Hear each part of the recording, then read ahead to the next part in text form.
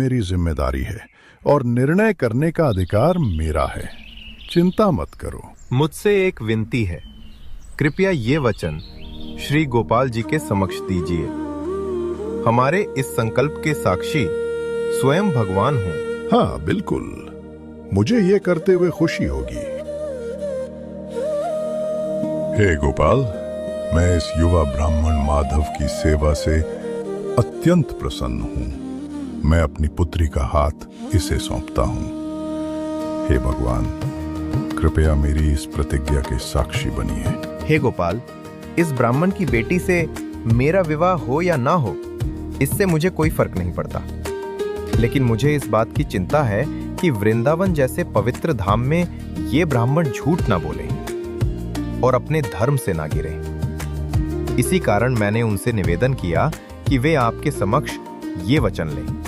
हे मेरे प्रभु, अगर उनके धर्म की रक्षा के लिए जरूरत पड़ी तो कृपया आप ही उनके वचन के साक्षी बन जाइए।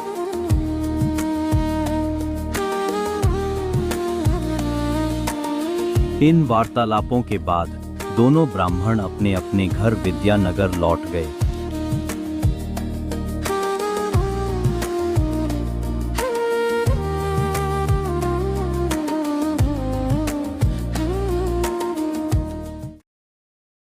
माधव की बात सच निकली।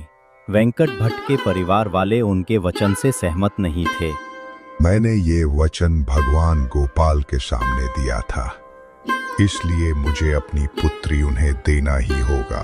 पिताजी, यदि आप मेरी बहन को उसके हाथ दे देंगे तो हमारे कुल का मान सम्मान नष्ट हो जाएगा।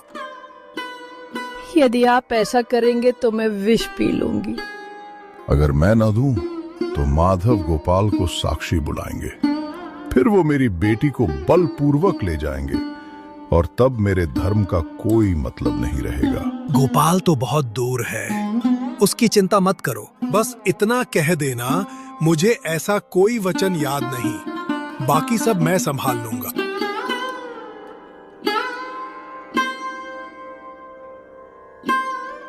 हे भगवान गोपाल, मैं आपके चरणों की शरण में आया हूं। कृपया मेरे धर्म की रक्षा कीजिए और साथ ही मेरे परिवार को मृत्यु से बचाइए।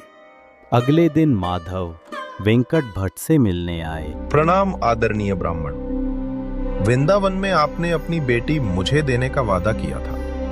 अब आप चुप हैं, तो अब आपका क्या निर्णय है?